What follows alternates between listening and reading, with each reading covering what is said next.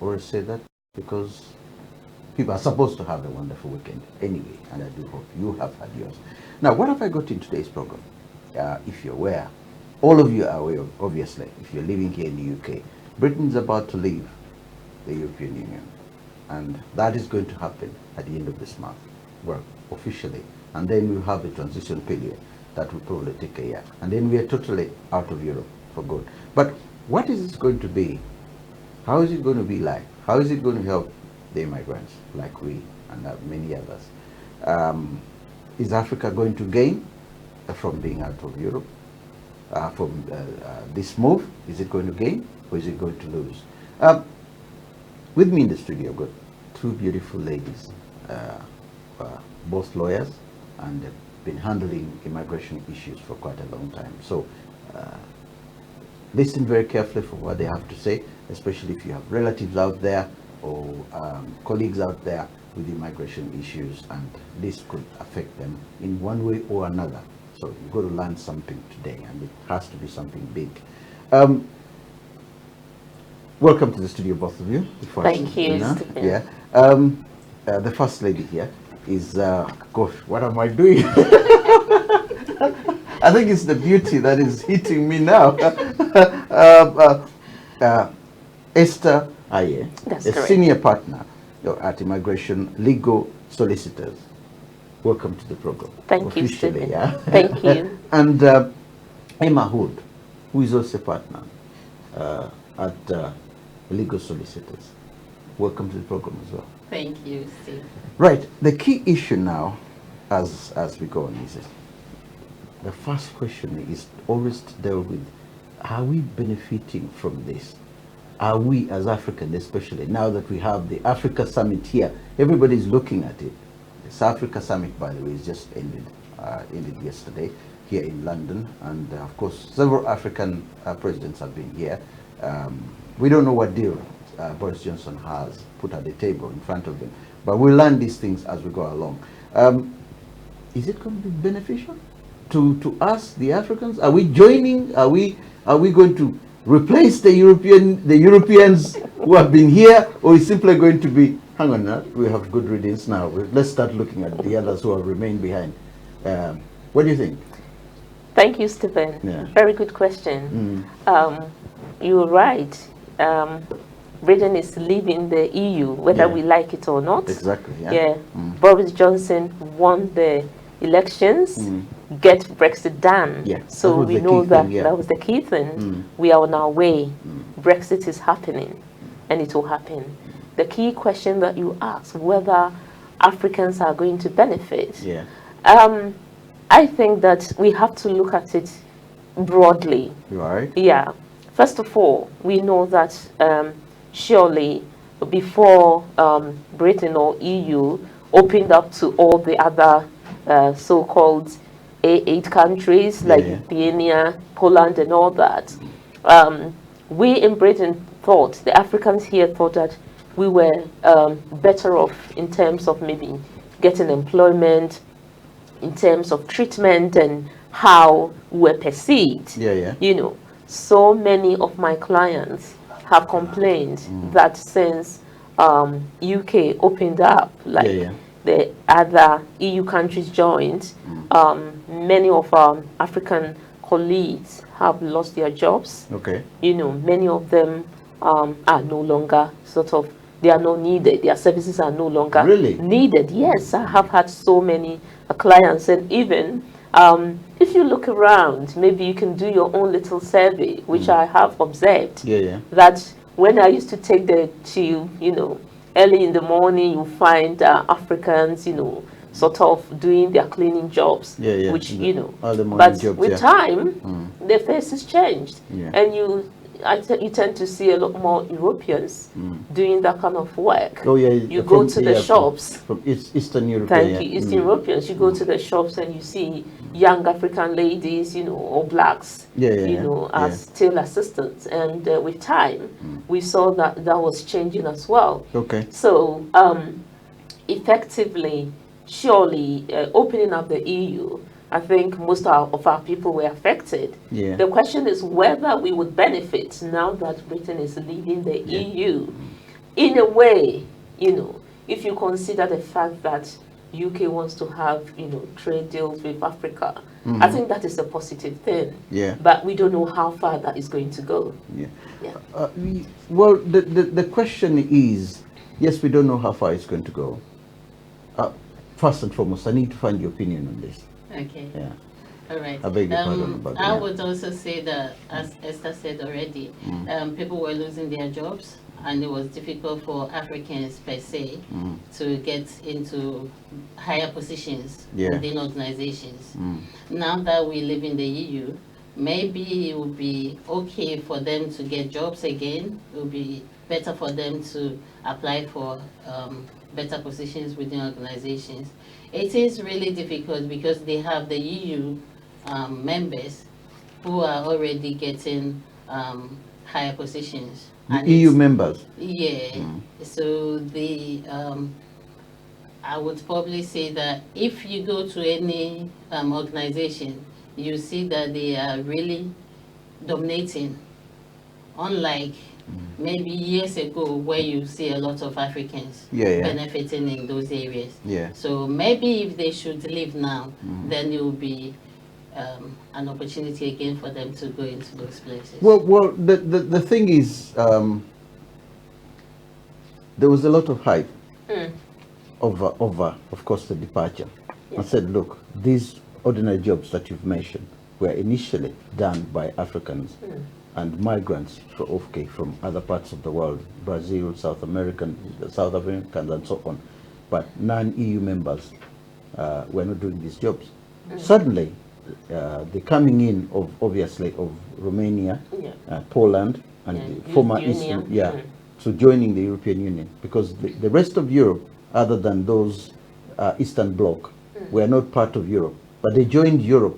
Then when they joined Europe, then that was a game changer. Yes. So when that happened, of course, Africans started being affected. But now there is that big thing. We are going out, but someone has got to replace these people. Yeah, and of course they're looking at Africans, and Africans are also looking at, okay, if the doors are open over there in Africa, and there's trade going on in Africa, I think we will take advantage of the trade over there. So there could be a possibility that they might not, it's not a question of us wanting to stay here, but a question of, can we get benefit from this in the deals being done in Africa?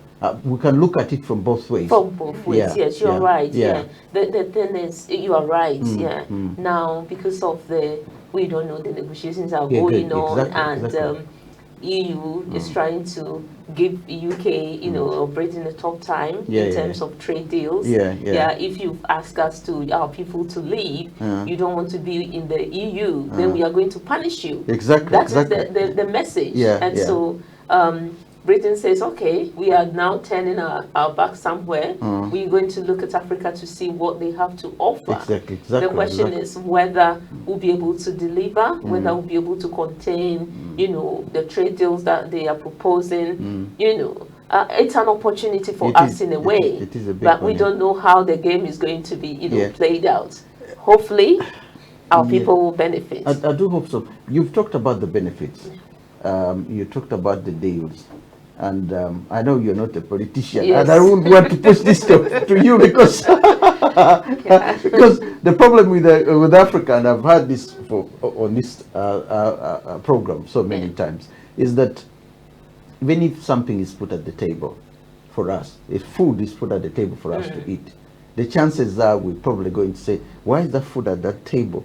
No, let me go around it, or let me take all of it for myself, or something like that.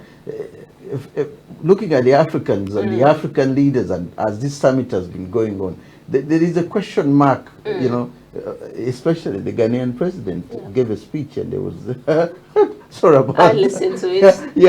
And there's that question mark on it. So it's as if something comes in our way, but we still have to question it.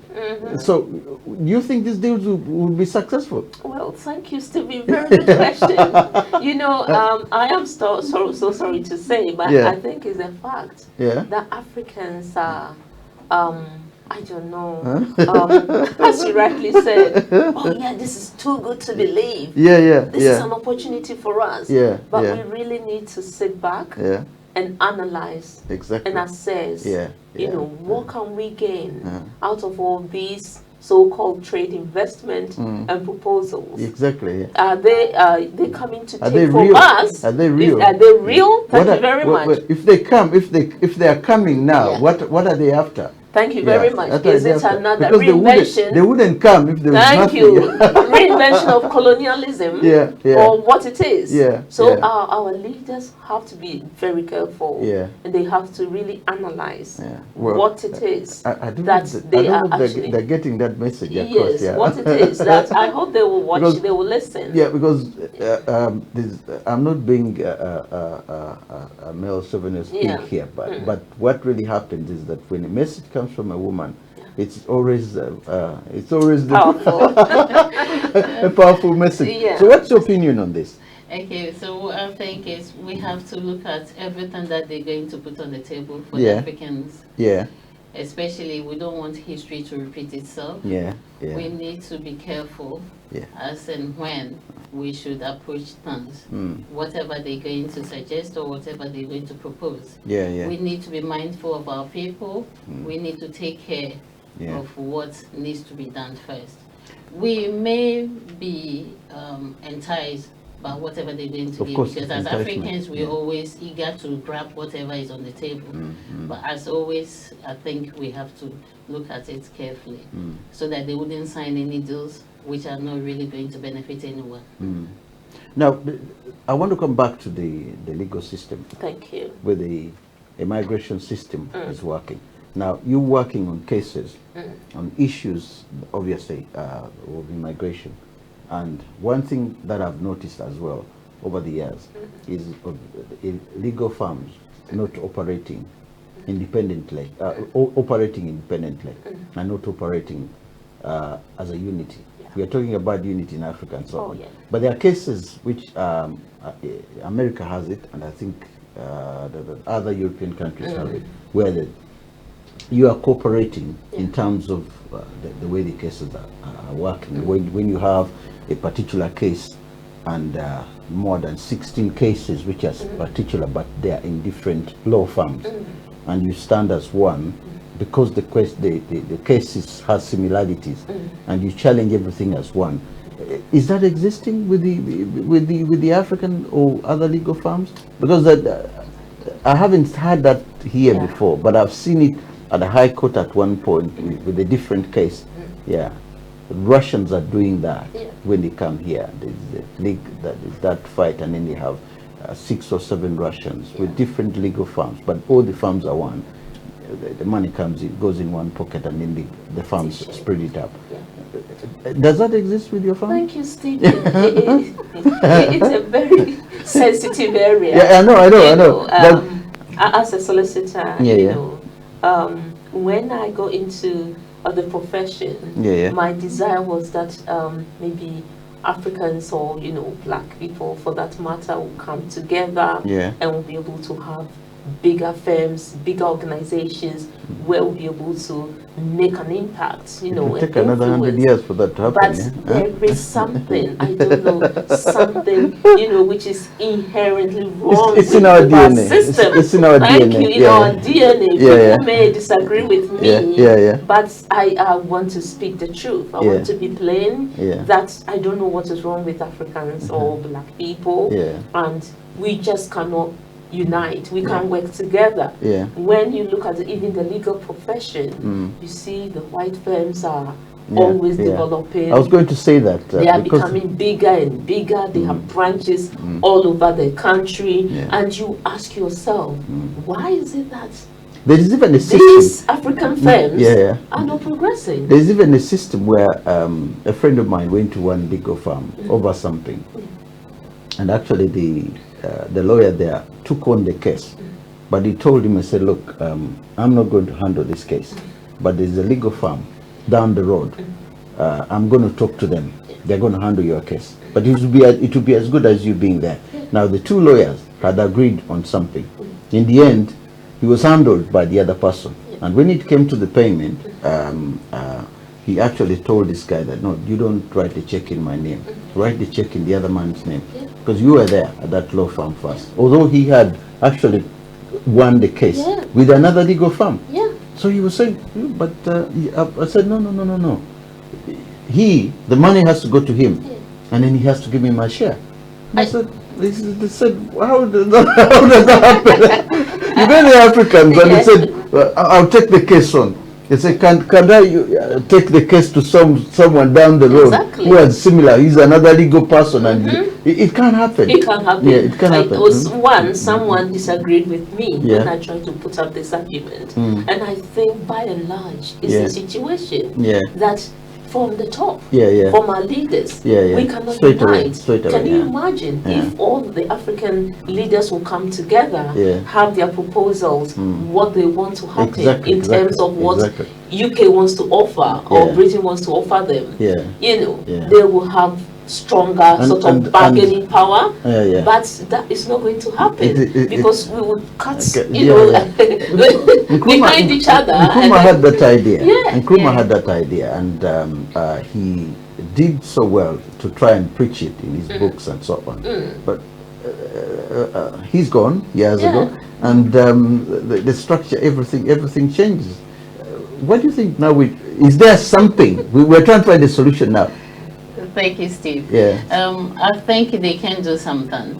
It's all down to the fact that they are not communicating properly. If African leaders should communicate, I think they can come to an agreement. I think the communication is there. It is the communication is there. The only problem that is not existing is the unity. Exactly. You can communicate and talk very well, and even in this meeting, they actually had the time to sit. Those who are present as leaders, they were all communicating and talking together. But as soon as they board their planes and go back home, the story changes. So communication is there. It's a question of how do we share? How do you share this? If you give us something, how do we share it? You look at the example of the way the EU was able to, come together. They gelled. All these countries came together. They had a single market, and you could travel anywhere. And look at Africa. We have the ECOWAS. It didn't work. You have OAU, and we always having problems. And it's like we are always marking time. I really don't know. Hopefully, with a positive attitude, we will be able to move forward. Some of us have been here in the diaspora. We are learning from our colleagues, in this part of the world. And hopefully, we'll be able to bring changes, make an impact, that things can be done differently. I'm a very optimistic and positive person, and I always look at things from a positive way. And I try to find solution to problems rather than, we all know what the problems are. The problem is, how do we find a solution? Could it be that the solution begins with each individual rather than, because if you're doing it on an individual level, then you can spread to the others, and maybe everything has to start with you, like Michael Jackson says in one of the songs. So I'm trying to think, okay, we can start, but how do we preach that to the others? It's a question, how do we preach to the next generation that we have to do this? I think it can be done because, for instance, when Ghana recently decided to go for the year of return, Nigeria is also planning to do the same. If all countries can do something, once you start something, I'm sure the other countries will join in, and then possibly they can have one voice to be able to go forward and then do things that they want to do, so that Africa would actually progress in many areas. How about the issue of putting more women in responsible positions? The Liberian woman, the Liberian ex-president suggested that, and Kagame Rwanda has moved on to that, and you can see the progress that is happening. I know some of my male friends, colleagues might say, well, but at the end of the day, men have held these positions for quite a long time. If we put the women in there, Wouldn't there be World War III? We are looking, at how to find solutions. Yeah, yeah. And possibly that could be one of the solutions. Yeah, yeah. Doing things differently, trying to explore areas which have not been explored previously. We know that women are, not in politics in most of these African countries, very few women. And therefore, I think that women have some special qualities which they can bring into politics, they can bring into development, and so it's an area. Having said that, I know that some women too can be worse than of course than men. If you look at the lady is in Malawi, the ex Malawian president, a woman. She sort of she disgraced women in a way, So yes, why not? Women can get into politics. Women can be put in, key areas, key positions where men perhaps have failed. Okay. And let's see how things will roll. Now we need to come back to the migration because this is where you guys are experts, and there are people now watching us and thinking, okay, let's. Europe is we are going out.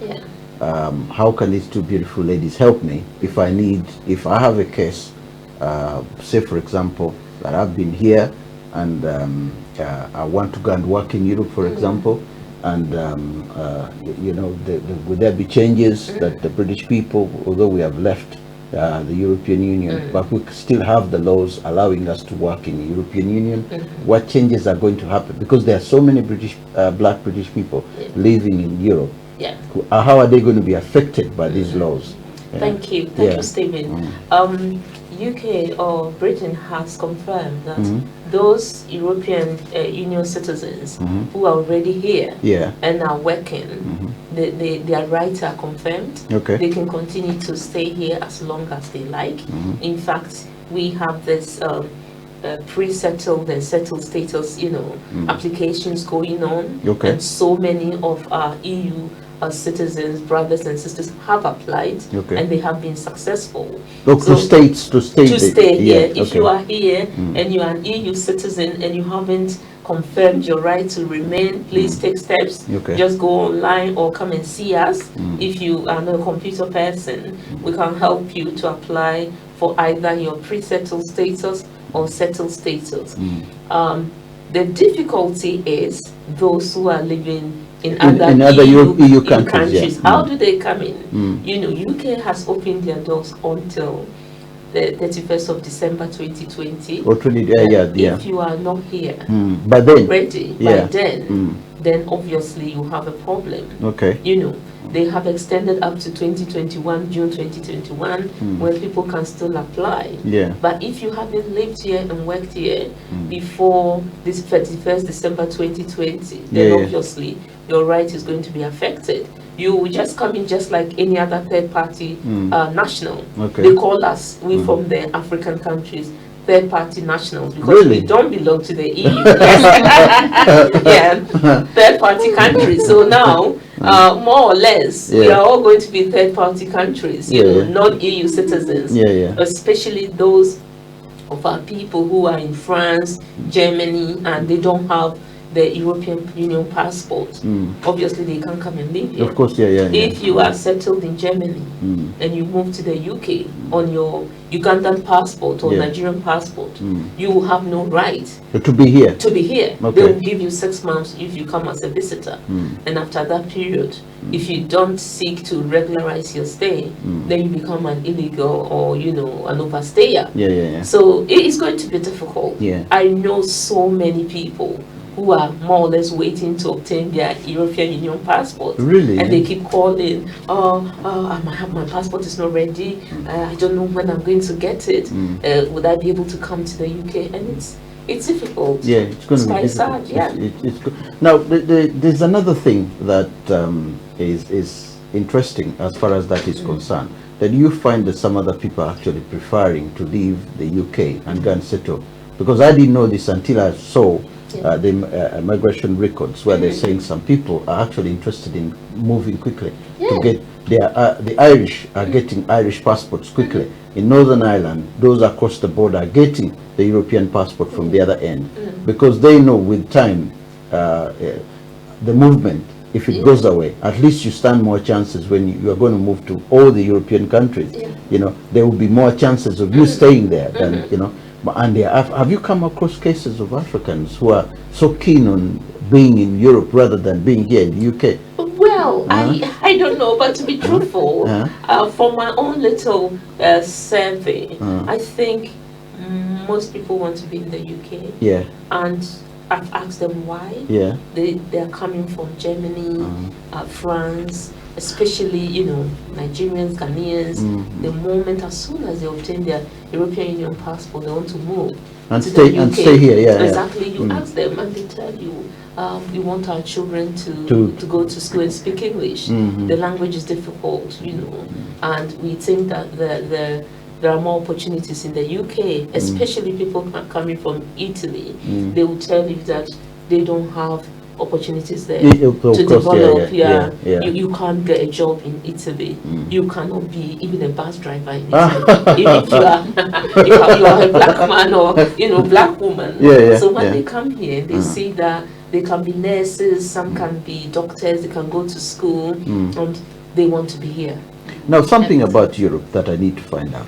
I don't know whether you're aware of this. Something connected with the European legal system. Something we are going to adapt as far as the immigration is concerned.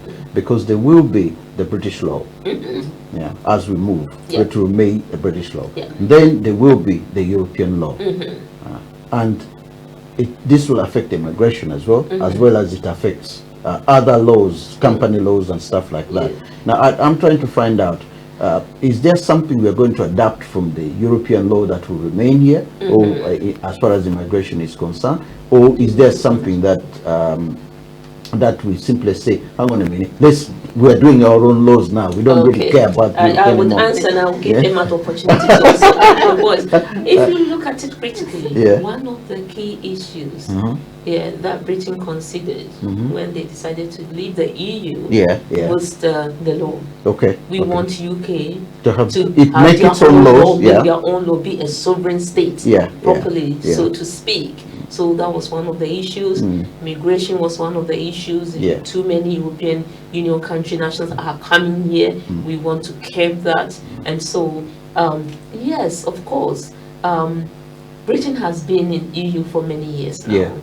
For example, like the Human Rights Act, which was the European Convention on Human Rights, the Convention on Human Rights, which has become part of UK law.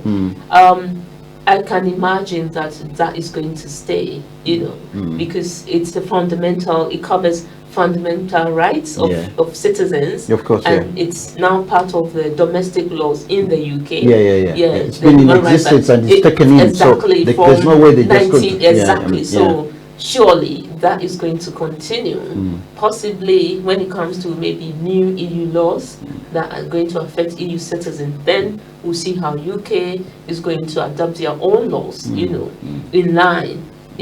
But effectively, we believe that like the law on immigration will stay the same. We are even anticipating that there could be some sort of agreement between the UK and then some of these EU countries where we'll be able to still travel either without a visa, like how we travel to America on the Esters, you know, either that or we don't know. There will be a special agreement. We could need visas to go there because exactly, you know, Germany is adamant, and I think the French are also saying we don't really care. They should get their visas to come in. What do you think about that, then? Okay, so thank you for that.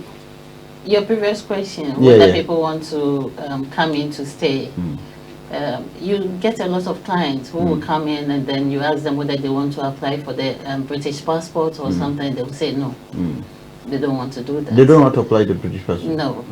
Maybe they've got indefinite in the UK, but they still want to hold on to their the European passport that they have. Because that will allow them to go. Exactly. To go there and even get the benefits. They can live here Yeah. but they will get the benefits of Europe and here at the same time, because they've been found here. You know, they've been found here, but they prefer it that way. Yeah, exactly. And then coming to your question About the legal, about the legal aspect of it, if I don't think that they would maintain the EU that much, because the EU settlement status that we have now is changing to indefinite. So UK, when you get your decision, it will show that you've got indefinite leave to remain in the UK, even though it's settled status that they said. So even they may change it, they may adopt the EU, but some of them may change, some of them may remain, as Esther said already. Yeah. So. Because I'm looking at the fundamentals that we may have in terms of what is the benefit of it to us, in terms of, okay, now we're out of the European Union, will the government adapt? I know this is something connected with the government. Will they say, okay, our population now is such that we need at least 2 more million people as employees to come in and do some work? So we need to get this 2 million, but where are we going to get it? Now you look at the NHS at the moment. They need doctors, they need nurses, and they had to go to Philippine Islands, they've got to go to Jamaica or India to get these nurses from there. Now these nurses will come in, but how is the law going to affect them? Are they going to come in and after a certain time, you know, what kind of law is going to, because under the European Union they were okay.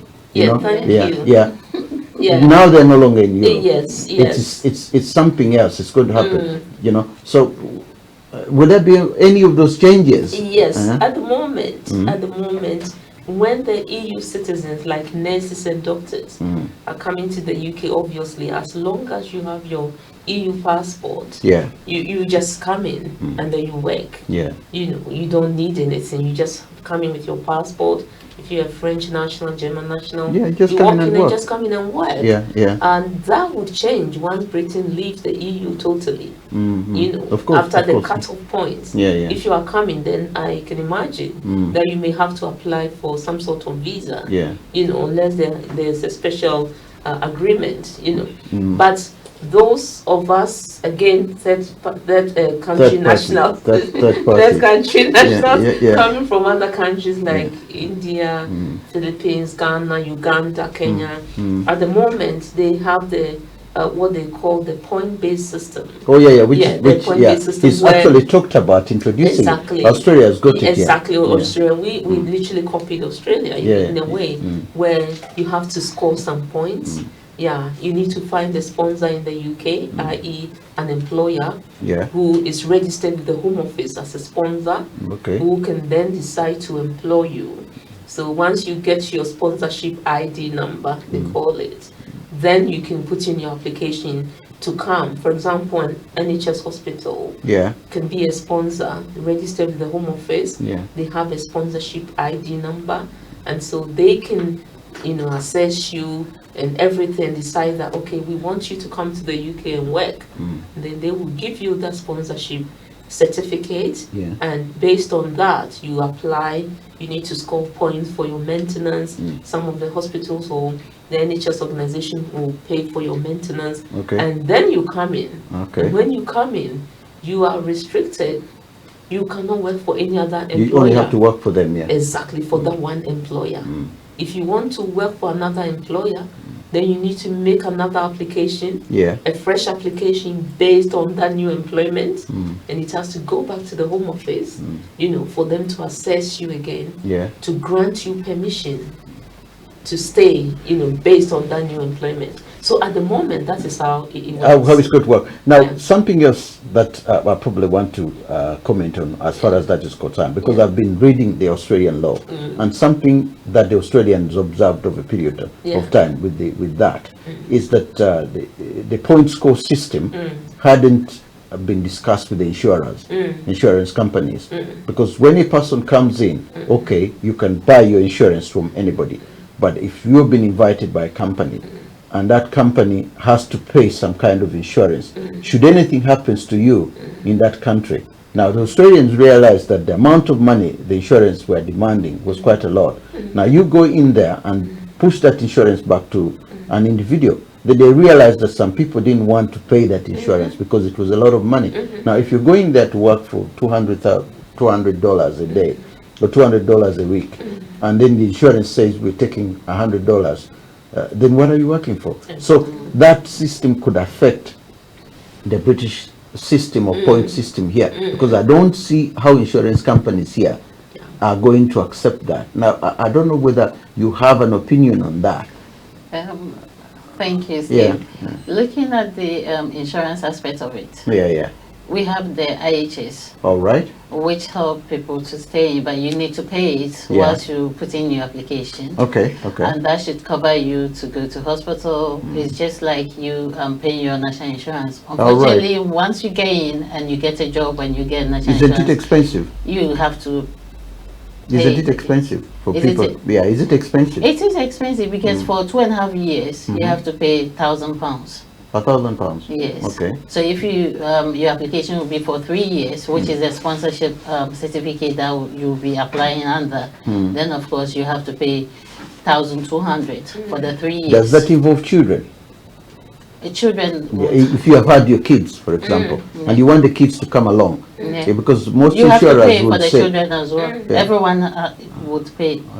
So if you come in with five hear five that, guys, members of your you're gonna, family, you're going to pay for the insurance. So it's not something that you're going to pay for insurance. Yes. So insurance is a major issue, because we have to start counting the pennies. Yes. So that I don't think it's nobody's going to throw you a lifeline in this country.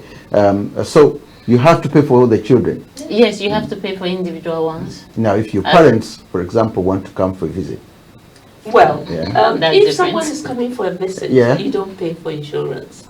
You how- don't pay they for get sick. No. Insurance people work, visitors get I sick. know. Yeah. It was actually I brought my parents here, Yeah. and then my dad got sick out of the blue. I so know. It Yeah. was Theresa May who Yeah. introduced that. Yeah. As far as I know, when you come in as a visitor, Yeah. although you are not entitled to NHS as such, Yeah. you can get emergency treatment. Okay. When you are coming as a visitor, It there is depends no on what requirement. sickness you have. Exactly. If it's the mild ones, the Well, temperature, skin. yeah. But At the if it's moment- but if it's cancer Yeah. or it's any of these top diseases, Yeah. Then trust you me, are in trouble. Yeah. Either you go private. You have to go private. Because at the moment there's no facility, Yeah. for visitors to pay for UK insurance in that sense. Yeah. Or NHS insurance. So you come as a visitor. No, sooner or later this is going to happen. Exactly.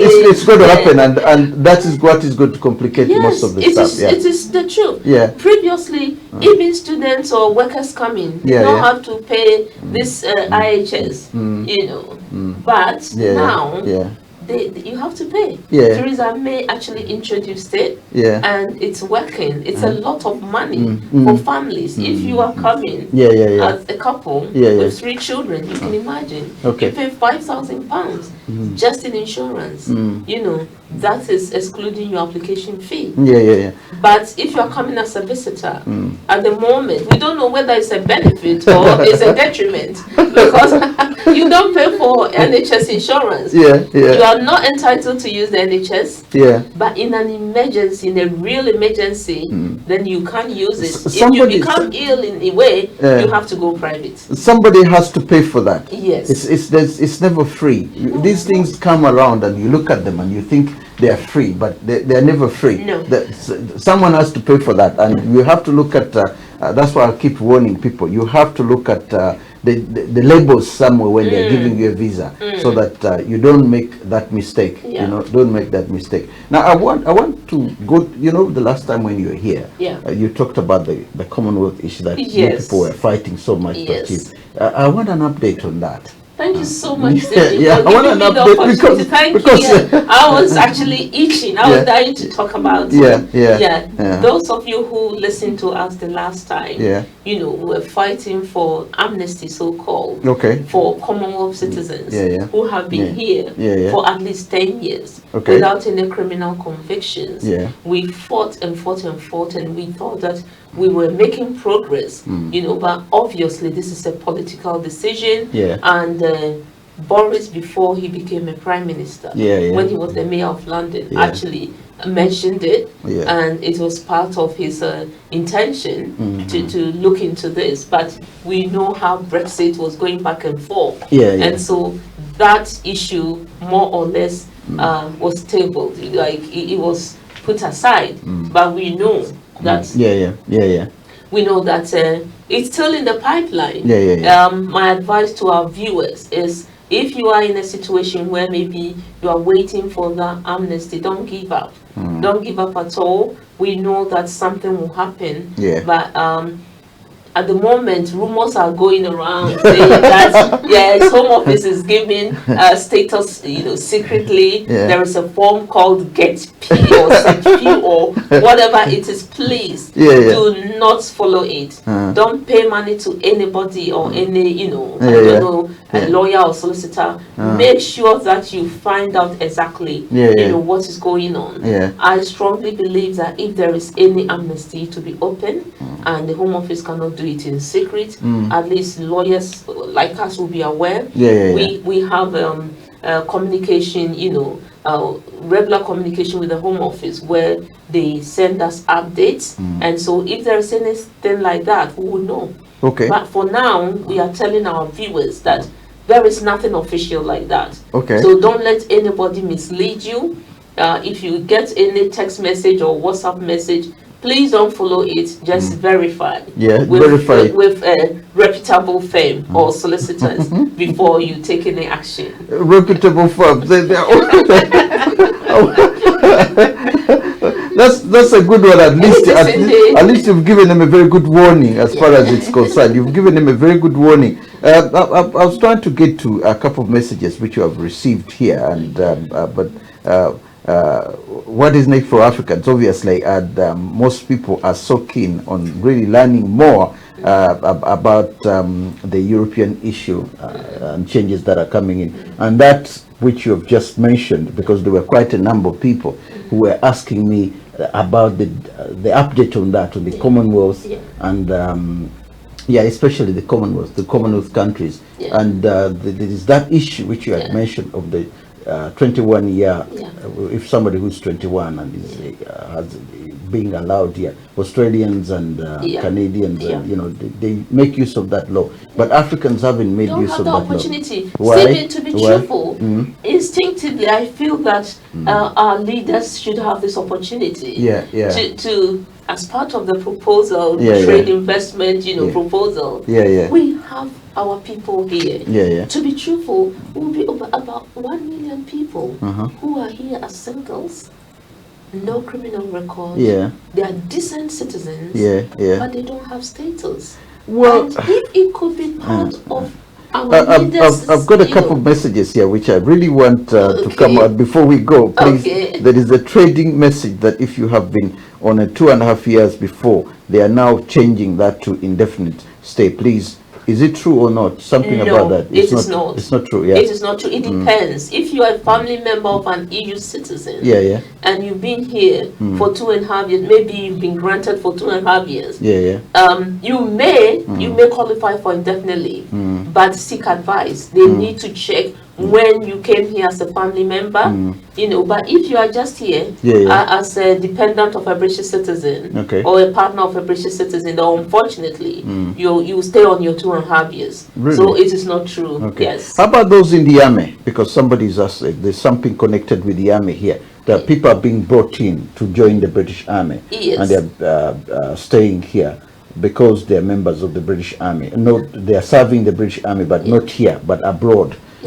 So the chances, what chances do they have of being accepted to stay here? Very good question. If you are working or serving in the British Army, it's as if you are in the UK. Oh, really? So yes, wherever you are in Malta, wherever you are, it's as if you are in the UK, and they will count that for you because you are. If you're on a visa, as someone who is serving in the army, you continue to be on your visa, whether you are in the UK or you are abroad, wherever you are. So that should not be a problem at all. Okay. For soldiers who are serving, or officers who are serving elsewhere, as long as they've been accepted into the British Army, they will qualify as they go along. How about the families? Yes, they come with their families. Yes, they come with their families. Is there a number? So you don't have to have about 2 or 3 kids. If the man is serving in the British Army and he has about 10 kids or 20 kids. Well, no, they are your children. They are your children. What you can do is you can't have 2 wives. That you can't do. But your children are your children. Yeah. Unless they are suspicious that they are not all your children. There have been events of attempting to get DNAs and all that. Well, I saw something of that similar nature in Scotland, where someone was trying to. A Kenyan lady brought in, was trying to get her husband in here. They got married in Kenya, and they had the kids, and then they really gave her a hard time. But before the success, will there be similar cases of this nature as we go on? Well, by law, once a father accepts a child, and your name appears on the child's birth certificate, there is a presumption.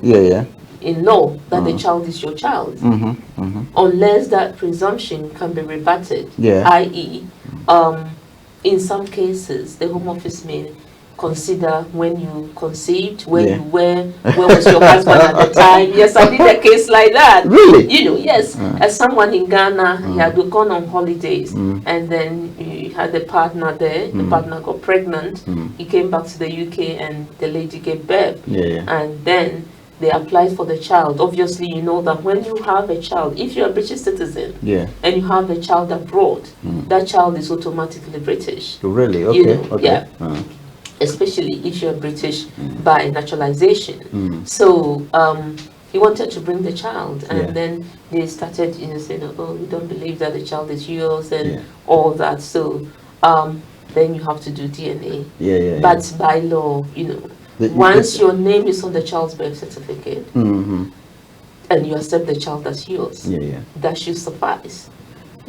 Normally what the Home Office would do is, we don't believe the relationship. They won't say much. We don't believe the relationship between you and your child. And so they place the onus or the burden on you to satisfy them that indeed the child is yours. But you can challenge them. You can do that. You can challenge them, yes. Now, I want to come back to the unity of the Africans, but mainly if we start with the British law firms, for example, British black law firms, and you work on that with the other, in conjunction with the other black law firms. Can that work? Because the Jewish are doing it. Can that work? If we start with your legal firm, for example, and you deal with the other legal firms, which are migrant firms, and you say, let's create some kind of, not necessarily partnership, but a joint practice where we can meet once a month or something like that. Stephen, I am waiting for that day. We can all work together. To be truthful, it's got to start with you. Yes, to be truthful, Emma and I, we belong to a little group. We call ourselves Solicitors of Virtue, where we've come together, we share ideas, we can refer cases, which is very, very good. And it is actually my desire, my dream, that black law firms will come together, and try and develop ourselves. I've been attending trainings, courses where you hear success stories from our white counterparts. They start, sometimes they even start in a garage. Oh, really? In one person's garage, 2 of them, they had no money, and within 2-3 years, they are 15 partners. I've joined a small group of people. They were I was at the barber shop, and then I heard these Turkish guys talking. So I said, look, why don't I join? Because one of them had left the group. So what this group does is every Saturday, each one puts in £10 in a certain account. We do a direct debit. Now that money, we all have ways in which we see how the money is. How much is on it now? How much is on it?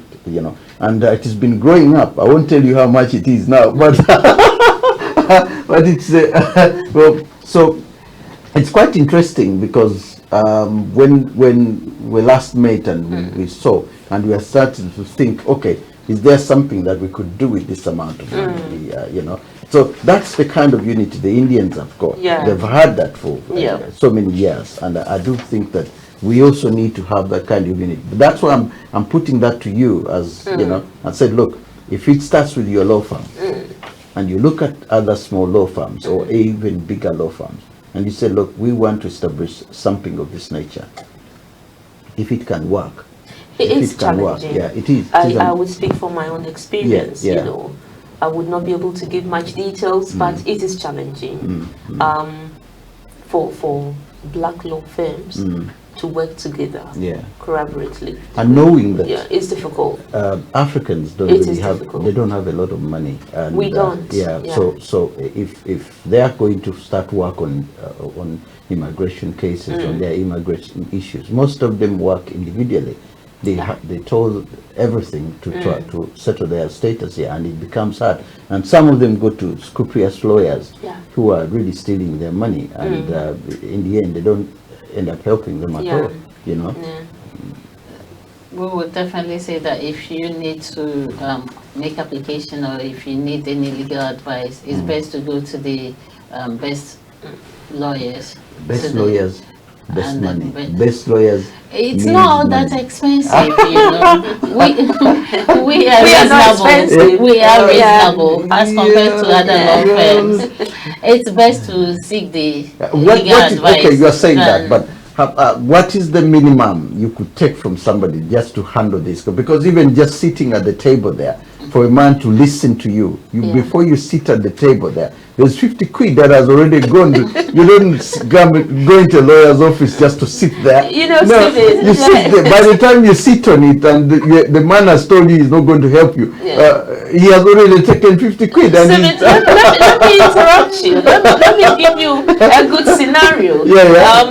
As Emma said, you know, not all good lawyers are expensive, you know. And I tell my clients, I tell viewers or people that if you are seeking advice, you're going to pay money. Make sure the person you are engaging is qualified. You know, ask questions. I used to get questions from Asians, white people asking me, what's your qualification?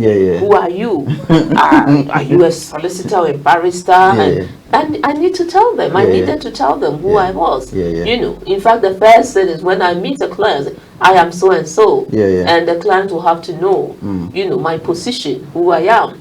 And so you need to ask questions, you know. And the thing is, in the end, you know, not engaging the right person can cost you more money. Of course. I had a client who tried to do his own application here and there, and he paid so much money, and because of something small, you say something little, the application was refused. He lost it. He was bringing his wife and 4 children. You can imagine the amount of money that was involved, over £5,000. That's a lot of money. He lost that money before he came to me. And in consultation, just charging him £150. In consultation, in consultation, you should have put A, B, and C, and D. You should have helped the man out. Yes. You work for free Can on him. you because imagine? You say I have to take 150 quid when they are just taking the man's money. You take another 150 quid from it. Oh, come on. Steve, don't forget that we give advice. And advice we give is good advice. We make sure that whatever you're going to do, if we think that you don't have a case, there's no merit in your case, we will tell you. And there's no need for you to pay anything to us. But you have to pay consultation fee because you've come to the office, you seek advice for whatever is needed. At the end of the day, you can't waive the consultation fee. Well, we can. We waive it if you continue with the application. Oh yeah, if you could continue the application. Yes, exactly. So if you instruct us, then of course we would waive off. We usually give a bit of discount to all clients. And also, let me add, also in cases of domestic violence, when you have a woman who has been brought to the UK by her husband and she suffered domestic abuse, we can waive the consultation depending upon the nature of the case. You know, going back, Stephen, to EU and Brexit and all that is happening, African, negotiations and all that. Yeah. We hope that something positive will come out, out of of this, people. yeah. Those who want to go back home and establish businesses, we've been here, we have the experience. If UK is giving money, to encourage investors, to establish themselves, why not? That's an opportunity for us. Our people who are over there, who wish to also come to the UK, may also get the opportunity through the business deals. We don't know the kind of laws that immigration laws that they are going to pass to enhance their applications for them to be able to come to the UK freely, for business purposes. So I think it's a positive thing. It is. It is very. Now, the Oxford Migration Observational Research Team says that there is more discrimination on non-EU immigrants than those from the EU. Is this going to continue after the EU? We've left the EU. You have an opinion on that? It is true. It is true. I've experienced it. To be truthful, when I started this my career as a solicitor in immigration, I had clients coming from Poland. You wouldn't believe it. Lithuania coming to claim asylum. They were asylum seekers until the EU came in. All right. Once you come, you have your EU or whatever passport. No one really cared. Do you know that some EU citizens are here illegally? Yeah, of course. They are not supposed to be here because they are not working. If you come here and you stay for more than 3 months without working, then you have to go. Yeah, of course. But some are in, they are not working. You look at some homeless people who are not working, or others who have just come across them on the street. They're doing not quite to a lot. work. Exactly. They are not supposed to be here. They can actually be returned home, but they are here. But then, if a police officer stops them, there's the chances are that if you're a black person, you are the illegal immigrant, not the Caucasian or the white person. It is sad, but that is the reality.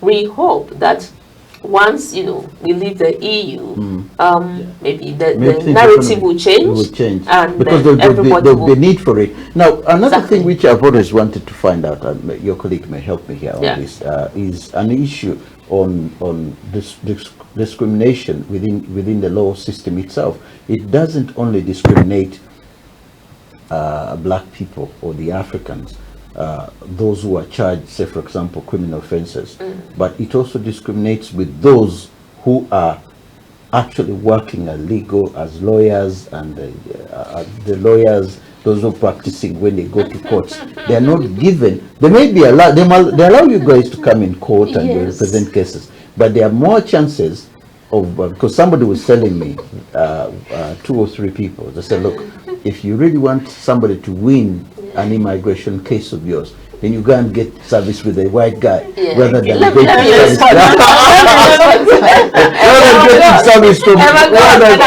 service from a black guy. So many times I've just said, who's your lawyer? Who's your lawyer? It's a Ghanaian guy. Ghanaian, you must be mad, man. So the chances were that I said, look, I've seen this with Nigerians, Ghanaians, even Ugandans. One was telling me, however much I said, listen, this Ghanaian guy is as good, and I know he's good. Steve, that's, I think it's, I don't know whether it's in our brain. It's in our DNA, I would put it that way.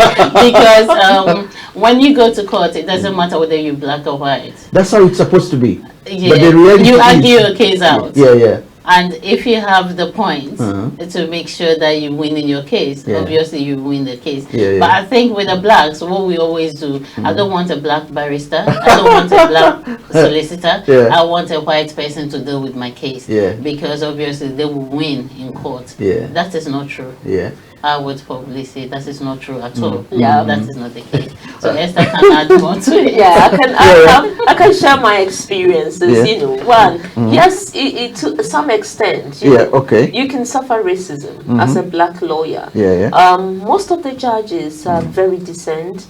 They're supposed to be independent.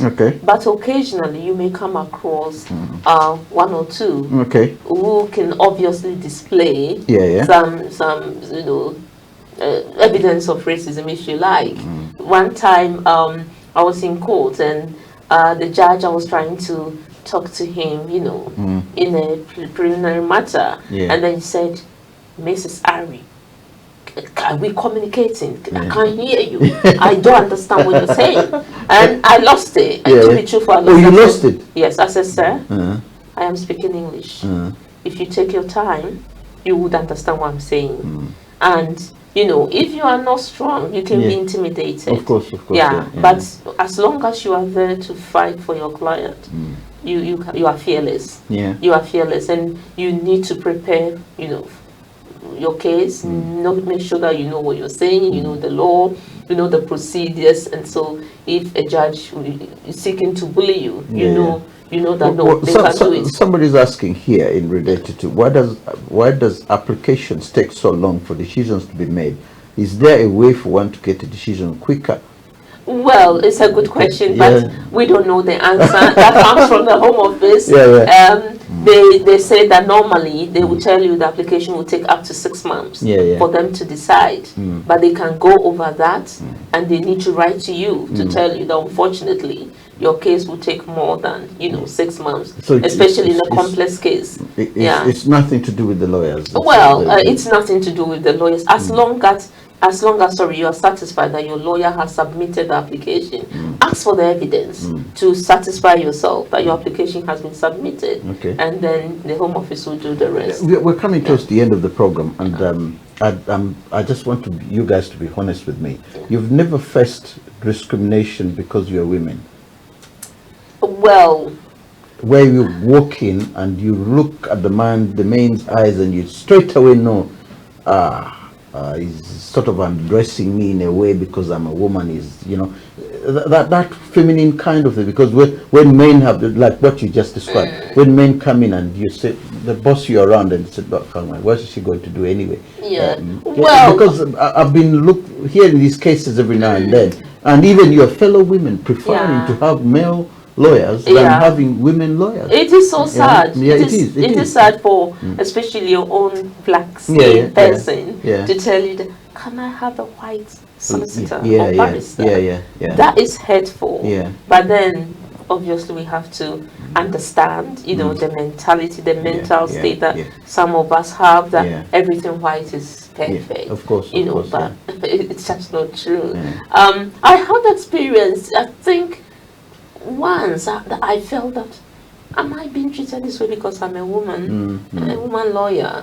But I guess that the guy had his own cultural, sort of prejudices.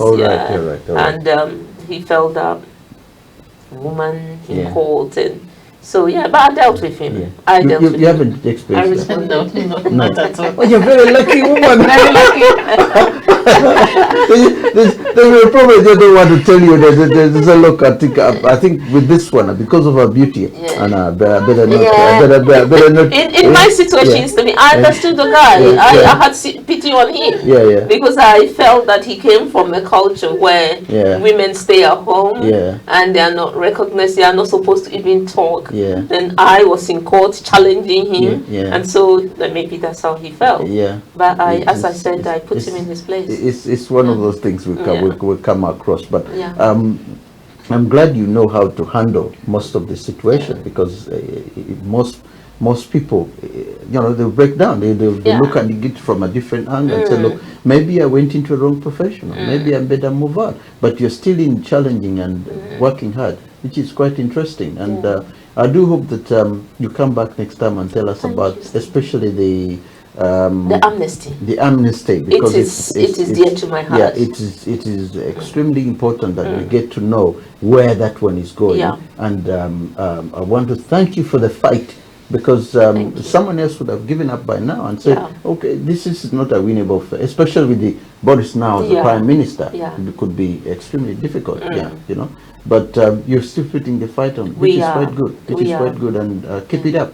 We pray for you. Yes, we need prayers. Thank you both for coming to the show and telling us about it, and I do hope that we'll be together again next time for another show of Africa Speaks. Thank you, Stephen.